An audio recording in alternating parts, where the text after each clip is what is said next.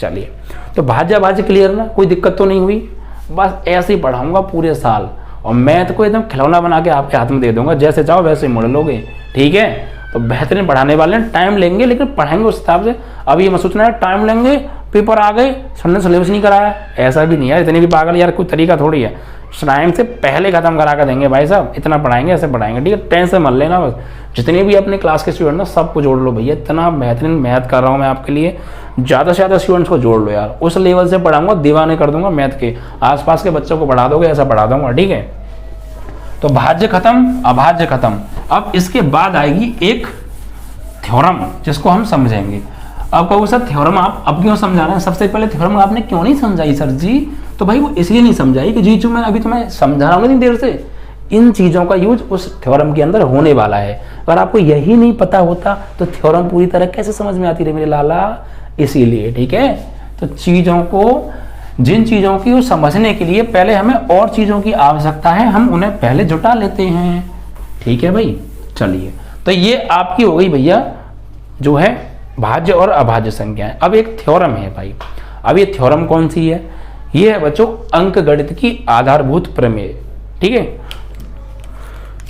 अंक गणित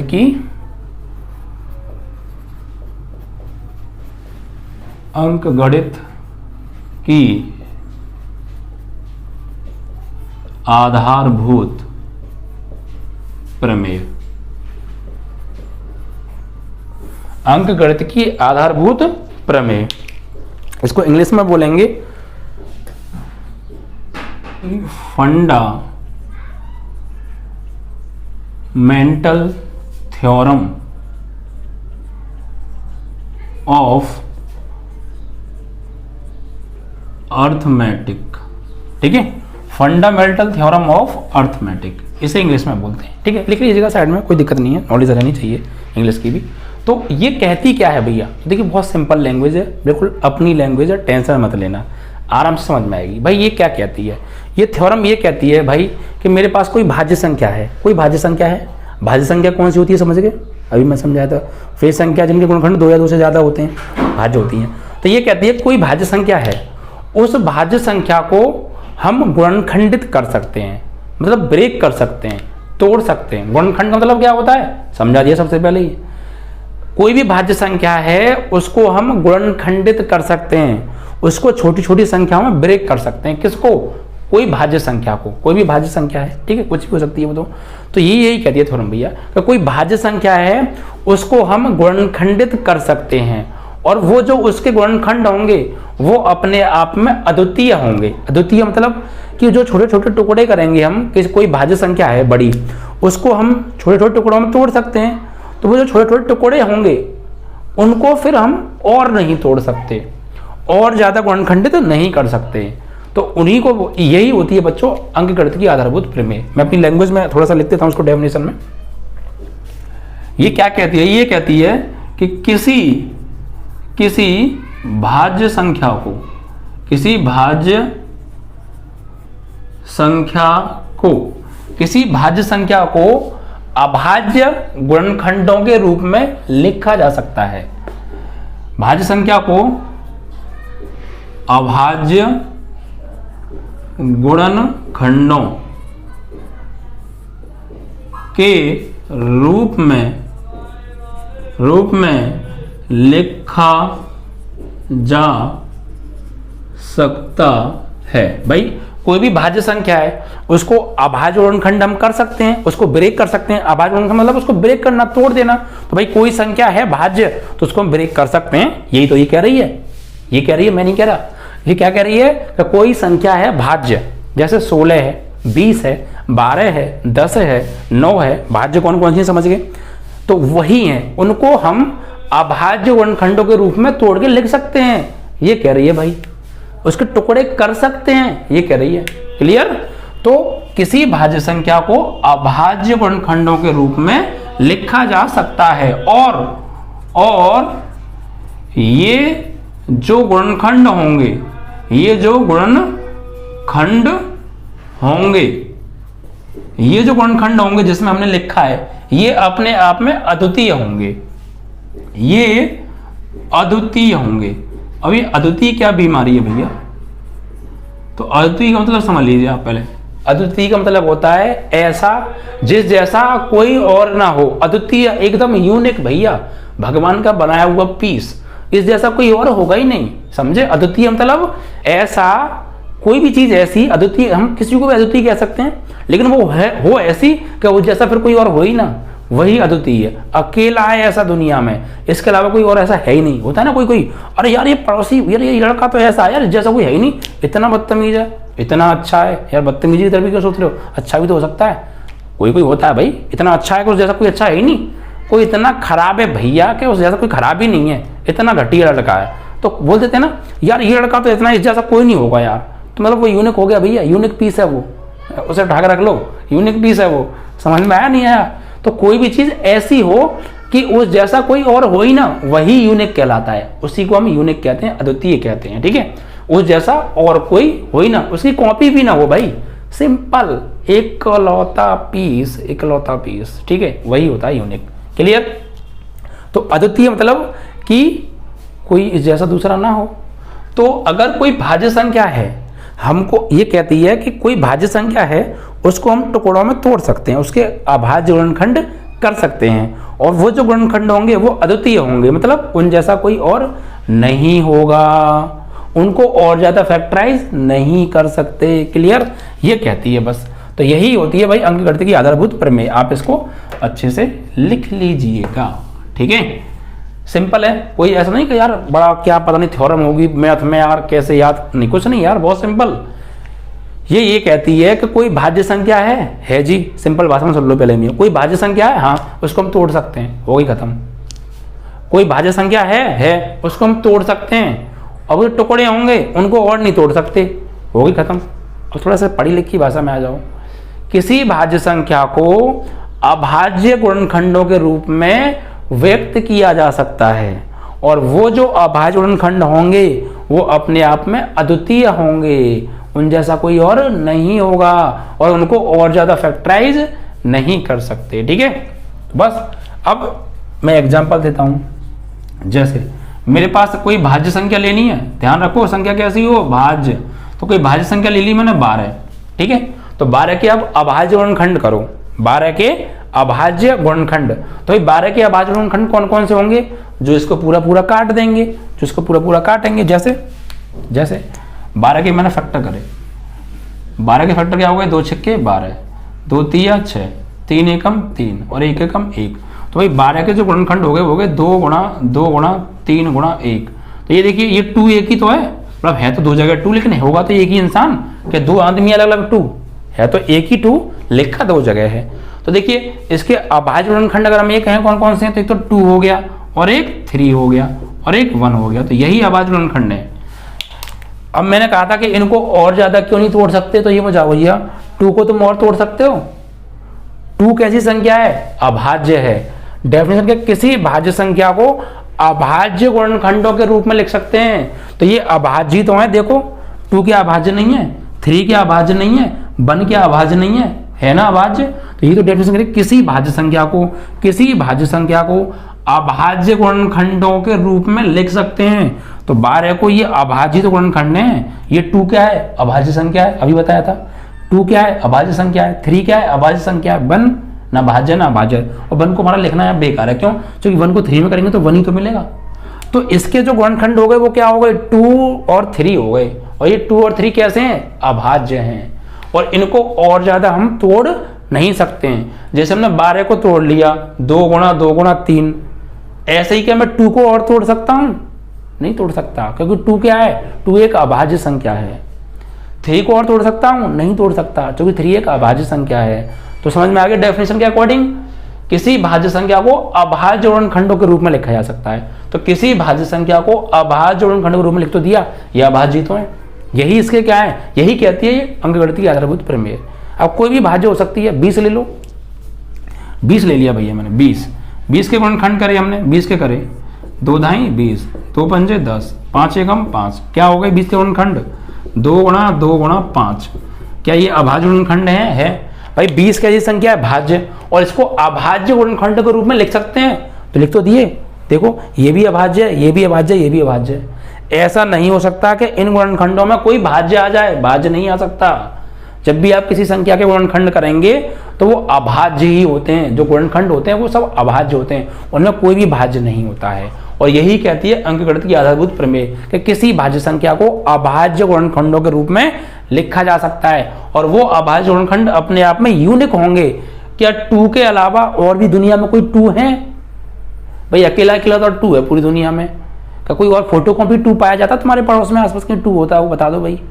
जैसे एक्टर्स के फोटोकॉपी होते हैं, एक्टर्स के वो मिल जाते हैं हमशक्ल, और यार इसका हमशक्ल तो वो वाला हीरो है, उसके अरे इस हीरोइन की हमशक्ल तो वो वाली लड़की लगती है। क्या भाई 2 का हमशक्ल तुमने आज तक कहीं देखा है? 2 यूनिक है भैया, 2 के अलावा इस दुनिया में कोई दूसरा 2 है ही नहीं। 5 यूनिक है भैया, 5 के अलावा कोई और कोई 5 दुनिया में है ही नहीं। तो क्लियर, डेफिनेशन क्लियर ना? किसी भाज्य संख्या को अभाज्य गुणनखंड के रूप में लिख सकते हैं, यानी जो गुणनखंड होंगे वो अभाज्य होंगे और अभाज्य ही हैं, और ये अपने आप में अद्वितीय होंगे, इनके अलावा इन जैसा कोई और नहीं होगा। यही कहती है अंकगणित की आधारभूत प्रमेय। ये आपकी प्रमेय समाप्त। क्लियर? चलिए ठीक है। अब इसके बाद आएंगी आपकी एलसीएम और एचसीएफ। ये 2 चीज और समझ लो। आपकी पहली एक्सरसाइज का कॉन्सेप्ट क्लियर, फिर आपको सीधे सीधे हम एक्सरसाइज पर लेके चलेंगे। ठीक है भाई। अब हम बात करेंगे यहां पर एचसीएफ के बारे में। एचसीएफ, ये एचसीएफ क्या है भाई? Highest common factor. हाईएस्ट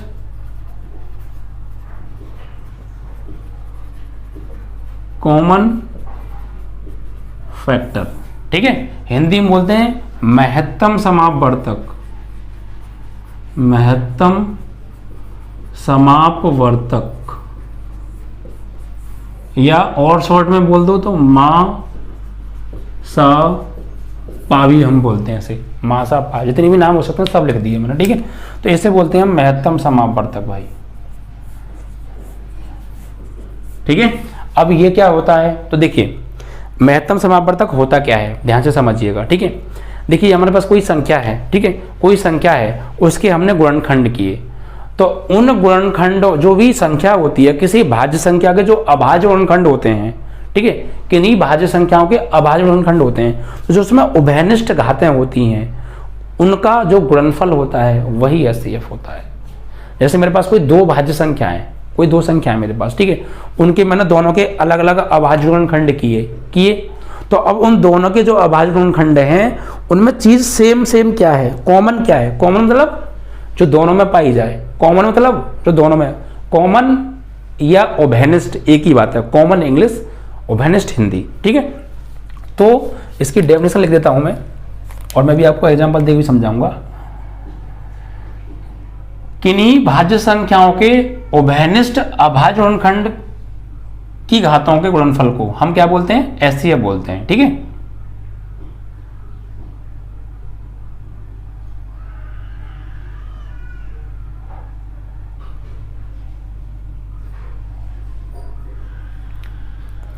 अभाज्य गुणनखंड, अभाज्य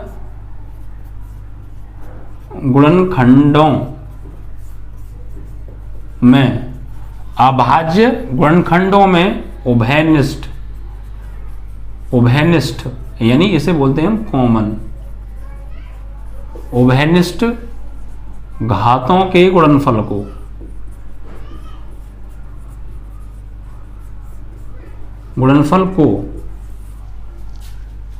एचसीएफ कहते हैं, एचसीएफ कहते हैं। बिल्कुल सिंपल भाषा में समझा है। अब देखिए जो मैंने लाइन लिखी है इसका मतलब क्या है, फिर समझ लीजिए। अभाज्य गुणनखंडों में उभयनिष्ठ यानी जो कॉमन, यानी ऐसी चीज जो सभी जगह पाई जाए या सभी में हो, उसी को हम कॉमन बोलते हैं। तो अभाज्य गुणनखंडों में उभयनिष्ठ घातों के गुणनफल को एचसीएफ कहते हैं। जैसे मेरे पास कोई 2 संख्याएं, मान लीजिए एक तो 12 है, ठीक है, एक 12 है और एक है मेरे पास 42, 2 संख्याएं हैं। इसके मैंने अभाज्य गुणनखंड करे भाई 12 के, तो 2 छिक्के 12, 2 तिया 6, 3 एकम 3, तो 12 के जो अभाज्य गुणनखंड हो गए 2 गुणा 3। ऐसी 42 के किए फिर मैंने, 2 दूनी 4, 2 एकम 2, फिर 3 से कटेगा क्योंकि विषम संख्या था, 3 सत्ते 21 और 7 एकम 7। तो 42 के जो अभाज्य गुणनखंड हो गए आपके वो हो गए 2 गुणा 3 गुणा 7। तो देखिए 12 को हमने अभाज्य गुणनखंड कर लिए। ये तो कही थी फंडामेंटल थ्योरम कि किसी ये जो अंकगणित की आधारभूत प्रमेय ये तो कही थी किसी भाज्य संख्या को अभाज्य गुणनखंडों के रूप में लिखा जा सकता है, वो अपने आप में यूनिक होंगे। तो वही किया हमने, भाज्य संख्या को अभाज्य गुणनखंडों के रूप में लिख लिया। ये भी भाज्य संख्या है, इसको भी अभाज्य गुणनखंडों के रूप में लिख लिया। अब अच्छा ये 2 गुणा 2 है तो 2 की घात 1 और 2 की घात 1, और आपने बचपन में पढ़ा होगा कि 2 की घात 5 और 2 की घात 6। अगर ये आधार एक जैसे हैं और गुणा हो रहा है, आधार एक जैसे हैं, इन्हें बोलते हैं आधार और इन्हें बोलते हैं घात। ये तो बात पता है भैया, बहुत छोटी बात है। इसे बोलते हैं हम आधार, और इसके ऊपर जो नंबर लिखा है इसे बोलते हैं घात।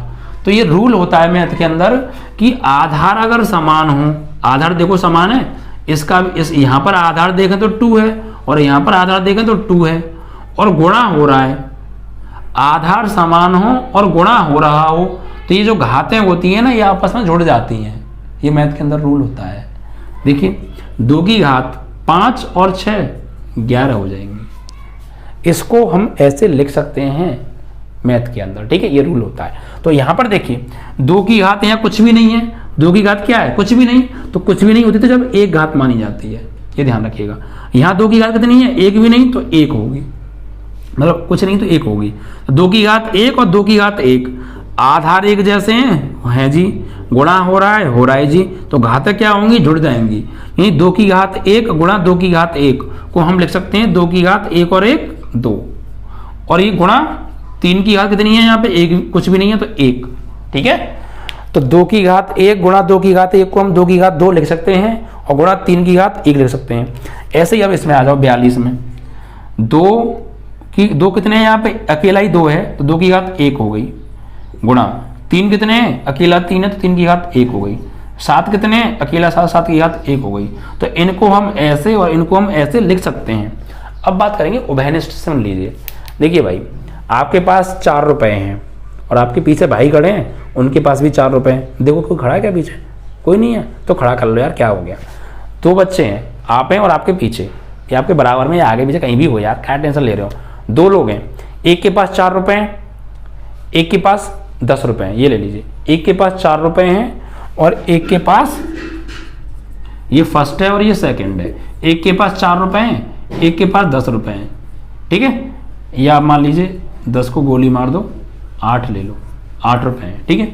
अब देखिए अगर मैं ये कहूं कि मुझे दोनों से 4 रुपए चाहिए, 4 रुपए चाहिए दोनों से मुझे 4 रुपए चाहिए, फर्स्ट वाले से भी 4 रुपए लूंगा और सेकंड वाले से भी 4 रुपए लूंगा, क्या मुझे 4 रुपए मिल जाएंगे या नहीं, तो मिल जाएंगे। क्यों, क्योंकि 4 रुपए फर्स्ट वाले के पास हैं, 4 रुपए वो दे देगा, और इसके पास 8 रुपए हैं तो ये 4 रुपए मुझे दे देगा। तो दोनों के पास 4 रुपए कॉमन है, 4 रुपए इसके भी पास हैं, 4 रुपए इसके भी पास हैं। ऐसी चीज जो दोनों के पास मिल जाए उसी को हम बोलते हैं उभयनिष्ठ। अगर मैं ये कहूँ कि मुझे 8 रुपए चाहिए तो इसके पास तो 8 रुपए हैं, ये तो मुझे दे देगा, ये कहाँ से देगा भाई, इसके पास तो सिर्फ 4 ही रुपए हैं, तो ये नहीं दे पाएगा। तो फिर 8 उभयनिष्ठ नहीं होगा। 8 उभयनिष्ठ क्यों नहीं है, क्योंकि 8 दोनों के पास नहीं है। 4 उभयनिष्ठ क्यों है, क्योंकि 4 दोनों के पास है। तो ऐसी चीज जो सबके पास मिल जाए या जिनमें हम देख रहे हैं उनके पास मिल जाए वही उभयनिष्ठ होता है। ऐसी संख्या जो सबसे छोटी हो लेकिन दोनों में हो, ऐसी संख्या जो सबसे छोटी हो लेकिन दोनों में हो, वही उभयनिष्ठ होती है। इन मेरी बातों को ना नोट डाल के लिख लीजिएगा, ये बातें आपको कहीं नहीं मिलेंगे, पूरे यूट्यूब पर नहीं मिलेंगे, पूरे ऑफलाइन बैचों में नहीं मिलेंगे, इतनी सिंपल लैंग्वेज में बोल रहा हूँ। ऐसी संख्या जो दोनों जगह हो लेकिन सबसे छोटी हो, तो 4 सबसे छोटी है दोनों में, और देखो 4 यहाँ भी और यहाँ भी पाई जाएगी 4। भाई 8 के अंदर 4 है तो 4 गुणा 2, 8 को हम ऐसे लिख देंगे तो 8 के अंदर 4 है तो अंदर छुपा हुआ था 4 दिख नहीं रहा था, अब दिख गया। 8 को हम 4 गुणा 2 कर सकते हैं तो 8 के अंदर भी 4 है, तो देखो 4 यहाँ भी मिल रहा है, 4 यहाँ भी मिल रहा है, तो 4 क्या हो गया, उभयनिष्ठ हो गया। सभी बच्चे के अंदर नाक होती है, मेरे अंदर भी नाक, मेरे पास भी नाक है, तो सब में कॉमन क्या हो गई? नोज।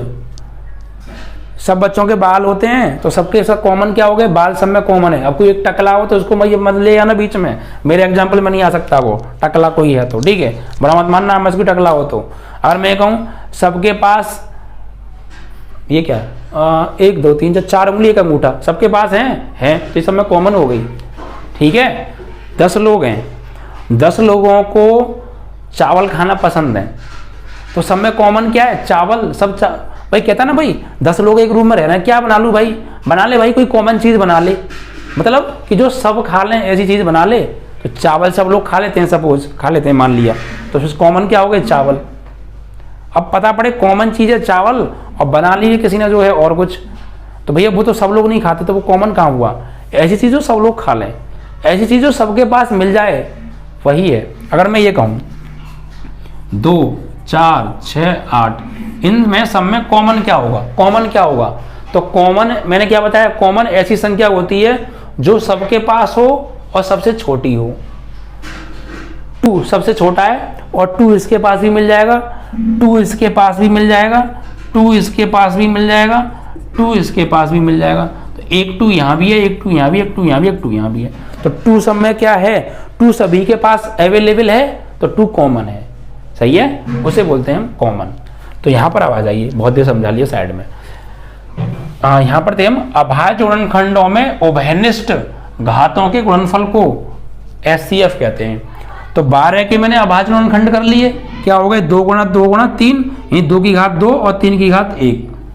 42 के मैंने अभाज्य गुणनखंड कर लिए, 2 गुणा 3 गुणा 7, 2 की घात 1, 3 की घात 1, 7 की घात 1। अब यार ये देखो इन दोनों में सेम क्या है? 12 के अभाज्य गुणनखंडों में और 42 के अभाज्य गुणनखंडों में कॉमन क्या है? ऐसी संख्या जो दोनों जगह मिल जाए, इसमें भी हो और इसमें भी हो। तो मैंने क्या बताया? उभयनिष्ठ न्यूनतम घातों के गुणनफल को, मैंने लिखा है नहीं लिखा है? अभाज्य गुणनखंडों में उभयनिष्ठ न्यूनतम, भैया एक शब्द और डाल लो, गलती से ये कहाँ गया था भाई? घूमने गया था क्या? न्यूनतम और लिख लेना यहाँ पे, न्यूनतम, न्यूनतम, ठीक है, बोला ना सबसे छोटा मतलब न्यूनतम। तो अभाज्य गुणनखंडों में उभयनिष्ठ न्यूनतम घातों के, न्यूनतम मतलब कम से कम, कम से कम, ठीक है। तो देखिए न्यूनतम, देखो न्यूनतम क्या है? न्यूनतम भी हो यानी कम से कम भी हो और कॉमन भी हो, मतलब यहां भी मिल जाए वो और यहां भी मिल जाए। तो देखो 2 की घात 1 यहां भी है और यहाँ 2 की घात 2 है, तो 2 की घात 2 के अंदर 2 की घात 1 तो होगी भाई। 2 की घात 2 को मैं 2 की घात 1 गुणा 2 की घात 1 लिख सकता हूं, तो इसके अंदर 2 की घात 1 पाई जा रही है। 2 की घात 1 इसमें भी मौजूद है और 2 की घात 1 इसके अंदर भी मौजूद है, तो कॉमन हो गई नहीं हो गई? ऐसी चीज दोनों जगह पाई जा रही है, तो 2 की घात 1 यहां भी है और 2 की घात 1 यहां भी है, तो 2 की घात क्या हो गई है? कॉमन। तो SCF अगर हम निकालेंगे तो 2 की घात 1 तो 1 आ जाएगा, क्यों? क्योंकि 2 की घात 1 यहां भी है और 2 की घात 1 इसमें भी है। और एक और चीज कॉमन आ रही है, देखो 3 की घात 1 यहां भी है और 3 की घात 1 इसमें भी है, तो 1 3 की घात 1। तो मैंने क्या बताया? अभाज्य गुणनखंडों में उभयनिष्ठ न्यूनतम घात, तो उभयनिष्ठ दोनों जगह पाई जा रही है। न्यूनतम 2 की घात 1 और 2 की घात 1 यहाँ भी है और 3 की घात 1 3 की घात 1 यहाँ भी है, तो न्यूनतम घात ले ली, उभयनिष्ठ न्यूनतम घात आ गई, इनका गुणनफल, इनका गुणनफल ही SCF है। 2 की घात 1 2 और 3 की घात 1 3 और 3 दूनी क्या हो गया? 6। तो SCF क्या आ गया? 6 आ गया। Is that clear? जिन संख्याओं का आप SCF निकाल रहे हैं, पहले उनके अभाज्य गुणनखंड करो, उसमें जो उभयनिष्ठ हैं यानी जो सभी जगह पाई जा रही है और न्यूनतम घात हो, उनको उठा लो, उनका आपस में गुणा कर दो, जो भी आंसर आए वही SCF है। एक और एग्जांपल उठा लेते हैं, चलो। डेफिनेशन के आधार पर चलेगी गाड़ी, पूरी चीज बहुत अच्छे से क्लियर होगी, टेंशन मत लेना। जैसे एक मेरे पास ले लिया 20, एक बार मैंने लिया 36, फैक्टर करो भैया 20 के, 2 एकम 2 0, 2 पंजे 10, 5 एकम 5, 36 के करो, 2 एकम 2 1 बचा, 2 अट्ठे 16, 2 नीम 18, 3 से कटेगा 3 3 9, 3 एकम 3, तो 20 के फैक्टर हो गए भाई कितने? 2 गुणा 5, यानी मैं इसको लिखूंगा 2 की घात 1 2 की घात 1 2 की घात 2 और 5 की घात 1। 36 के क्या हो गए? 2 गुणा 3 गुणा 3, यानी 2 की घात 1 और 1, 2 की घात 2 और 3 की घात 1 और 1, 3 की घात 2। अब ये देखो दोनों में कॉमन क्या है, कॉमन क्या है, तो 2 की घात 2 यहाँ भी है और 2 की घात 2 यहाँ भी है, तो 2 की घात 2 ही कॉमन है। अब इसके बाद 5 की घात 1 है, तो क्या इसके पास 5 की घात 1 है, नहीं है, तो कॉमन नहीं हो सकता। इसके पास 3 की घात 2 है, तो क्या उसके पास 3 की घात 2 है, नहीं है, तो ये भी कॉमन नहीं है। कॉमन क्या, जो दोनों जगह पाई जाए और सबसे न्यूनतम हो। तो हम यहाँ लिखे हैं 20 व 36 का एचसीएफ क्या होगा, एचसीएफ क्या होगा, तो न्यूनतम उभयनिष्ठ घात, तो 2 की घात 2 और 2 की घात 2 उभयनिष्ठ दोनों जगह पाई जा रही है और न्यूनतम यही है, तो ये ले लो। कॉमन क्या आ रहा है, 2 की पावर 2 यानी 4, यही है हमारा एचसीएफ। ठीक है, इस तरीके से। जैसे मान लीजिए और ले लीजिए, एक आपके पास है 48 और एक आपके पास है 50, या मान लीजिए जो है आपका है 51 है। ठीक है, इसके फैक्टर करो 48 के, तो 2 दूनी 4, 2 चौक 8, 2 एकम 2, 2 दूनी 4, 2 छिक्के 12, 3 दूनी 6, अभी 2 से कट जाएगा ना, 2 से काट लो पहले, 2 तिया 6 और 3 एकम 3, 51 के करो, 2 से तो कटेगा नहीं, विषम संख्या 3 से काटो, 3 एकम 3, 2 बचे, 3 सत्ते 21 और 17 एकम 17, क्योंकि 17 कैसी संख्या है, अभाज्य संख्या, 17 17 से ही कटता है और 1 से कटता है, किसी और से नहीं कटता। तो अब देखो 48 के फैक्टर क्या हो गए, 2 की घात 2 गुणा 2 गुणा 2 गुणा 3, तो 2 गुणा 2 गुणा 2 गुणा 2 गुणा 3, तो इसको लिखेंगे 2 की घात 1 2 3 4, 2 की घात 4 और 3 की घात 1। 51 को क्या लिखेंगे, 3 गुणा 17, तो यानी कि इसको लिखेंगे 3 की घात 1 और 17 की घात 1। अब देखो दोनों में कॉमन क्या है, तो 3 की घात 1 यहाँ भी है, 3 की घात 1 यहाँ भी है, तो इन्हीं को उठा लो बस। एचसीएफ क्या होगा, उभयनिष्ठ न्यूनतम घात का गुणनफल। तो उभयनिष्ठ क्या है, 3 की घात 1 ही, तो यही आंसर है। ठीक है, यही आंसर है। क्लियर ना। एक और एग्जांपल देख लो, जैसे मान लीजिए, मैं डायरेक्ट समझा रहा हूँ, डायरेक्ट समझ लेना। जैसे 1 के गुणनखंड है, मान लीजिए 2 की घात 2 और 3 की घात, किसी के फैक्टर की है हमने, 3 की घात 5 और 5 की घात 2, ये है, होंगे किसी के गुणनखंड। सॉल्व कर लें, 2 दूनी 4 और 3 तिया 9 ती 27 ती 81 ती, गुणा करके देख लेना क्या आएगा, उसके फैक्टर हैं ये मैंने डायरेक्ट फैक्टर ले लिए हैं। और 1 के फैक्टर हैं, 1 के फैक्टर हैं मान लीजिए 2 की घात 4, 3 की घात 6, 5 की घात 4। अब मैं कहूँ कि यहाँ पे एचसीएफ निकालो इसका और इसका, ऐसा भी सवाल आता है, डायरेक्ट फैक्टर करके दे देते हैं, तो एचसीएफ कैसे निकालेंगे। तो ये देखो भैया, न्यू कॉमन क्या है, 2 की घात 2 यहाँ है और 2 की घात 4 यहाँ है, तो दोनों में कॉमन क्या है, तो कॉमन क्या होता है, सबसे छोटा नंबर जो दोनों जगह पाया जाए। 2 की घात 2 यहाँ है और 2 की घात 4 यहाँ है, तो भाई 2 की घात 2 यहाँ है और 2 की घात 2 इसके अंदर भी होगा, क्योंकि 2 की घात 4 है, 2 की घात 2 तो इसके अंदर मौजूद होगा ना। तो कॉमन क्या आ रहा है, एचसीएफ निकालेंगे तो छोटी घात कौन सी है, 2 की घात 4 और 2 की घात 2, तो छोटी घात कौन सी है इसमें, ये वाली, तो ये ले लो। उभयनिष्ठ न्यूनतम घातों का गुणनफल, तो 2 की घात 2 उभयनिष्ठ है, दोनों जगह पाई जाएगी। इसमें न्यूनतम कौन है, छोटी कौन है, ये 2 की घात 4 है, ये 2 की घात 2 है, छोटा कौन है, 2 की घात 2, 2 की घात 2 ले लिया। ठीक है, उसके बाद 3 पे आ जाओ, इन दोनों में सबसे छोटी घात कौन सी है, भाई 3 की घात यहाँ भी मिल रही है, 3 की घात यहाँ भी मिल रही है, लेकिन छोटी कौन सी है सबसे, 3 की घात 5, तो 3 की घात 5 ले लो। 5 की घात 4 यहाँ है, 5 की घात 2 यहाँ है, छोटा कौन है इनमें, 5 की घात 2, तो 5 की घात 2 ले लो। तो ऐसे ही दोनों जगह हो लेकिन और छोटी घात हो, उनको ले लो, इनका कर लेना गुणा। 2 की घात 2 4, 3 की घात 5, 3 दिया 9 तिया 27 तिया 81 तिया 243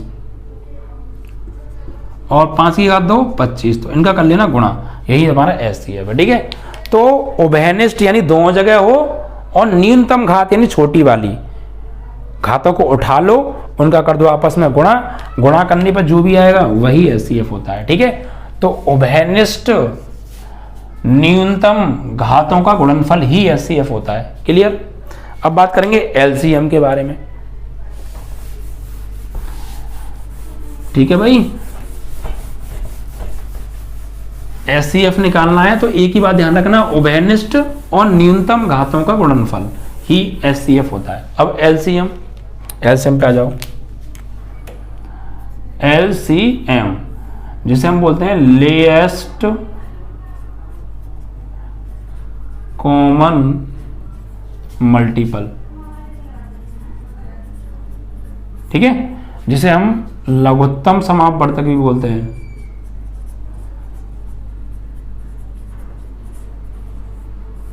ये इसे हम ला सा पा भी बोलते हैं, ठीक है, ला सा पा, एलसीएम, ठीक है। अब देखिए ये क्या होता है, इसकी डेफिनेशन क्या कहती है, तो ये कहती है कि अधिकतम घातों का जो गुणनफल होता है वही एलसीएम होता है, ठीक है। यहां पर लिख देते हैं हम,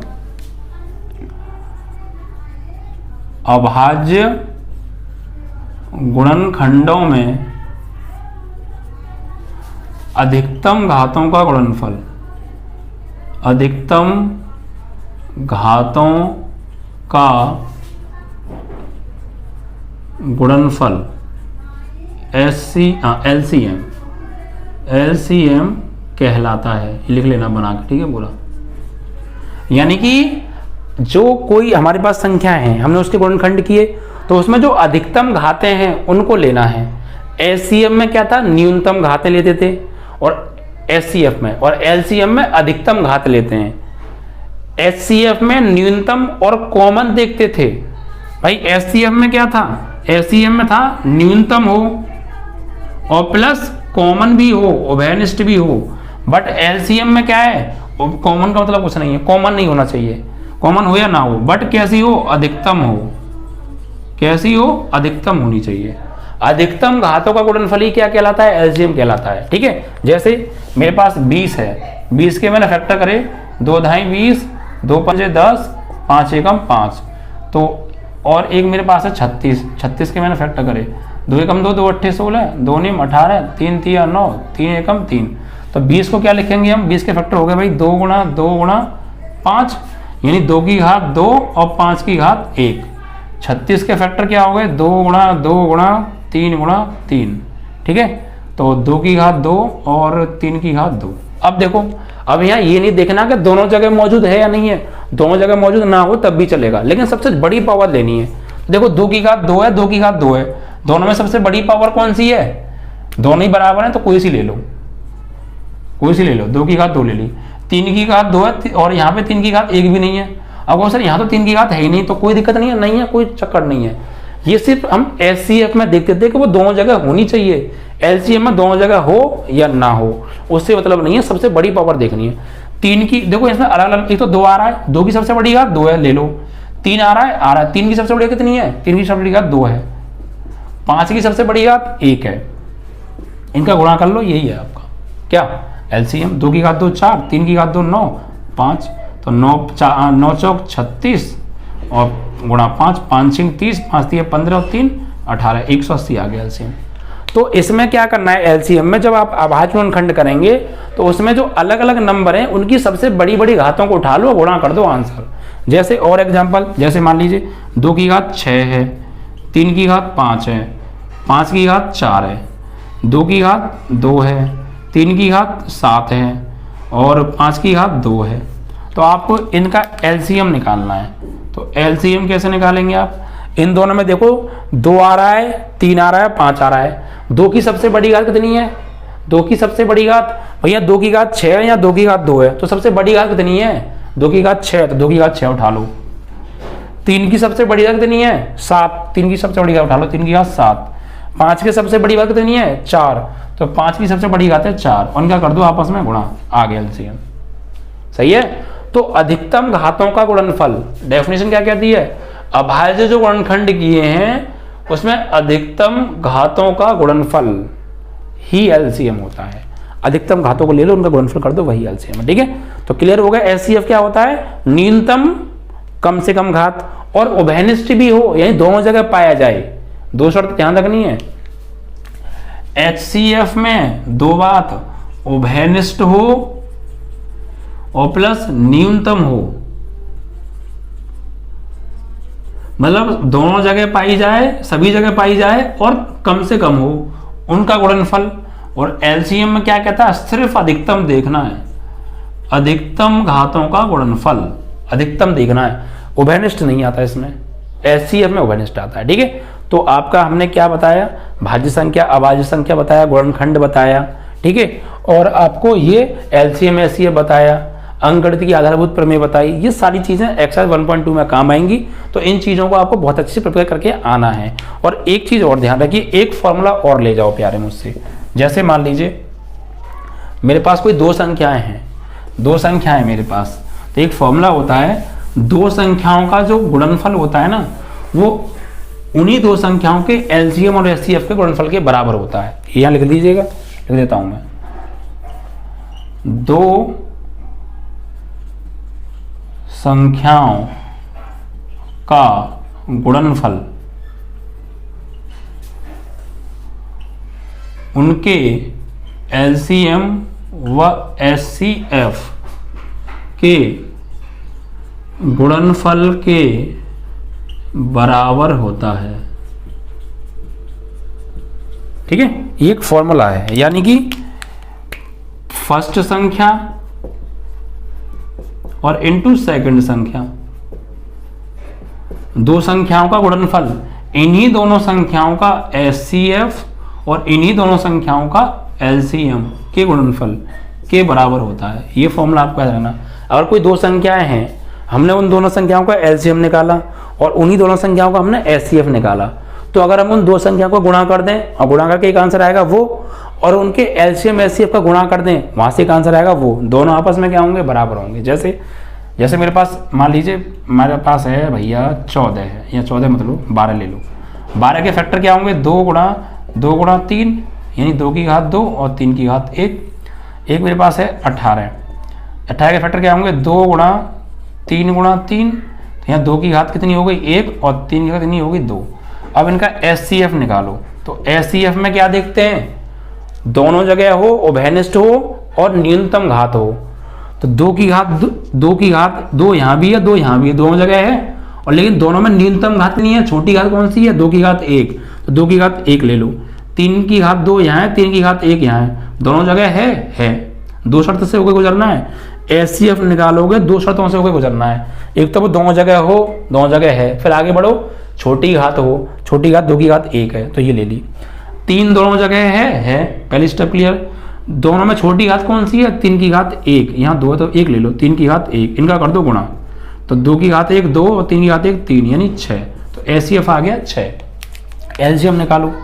LCM क्या कहता है, बड़ी घातों का गुणनफल, दोनों जगह हो या ना हो कोई दिक्कत नहीं है, लेकिन बड़ी घात होनी चाहिए। तो इनमें देखो सबसे बड़ी घात कितनी है, 2 की घात 2, 2 की घात 2 ले लो। सबसे बड़ी घात कितनी है, 3 की घात 2, 3 की घात 2 ले लो, गुणा कर दो, तो 2 की घात 2 4 और 3 की घात 2 9, 4 9 36। तो ये LCM आ गया 36, SCF आ गया 6।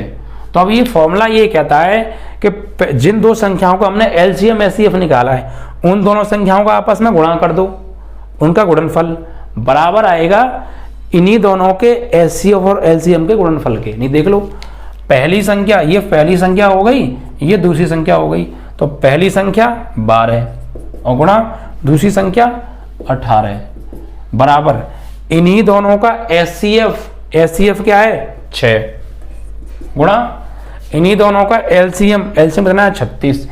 चेक करोगे बराबर आएगा तो गुणा कर लो, 18 दूनी 36 और 18 एकम 18 और 3 हासिल 21, दूसरा 16 आ गया।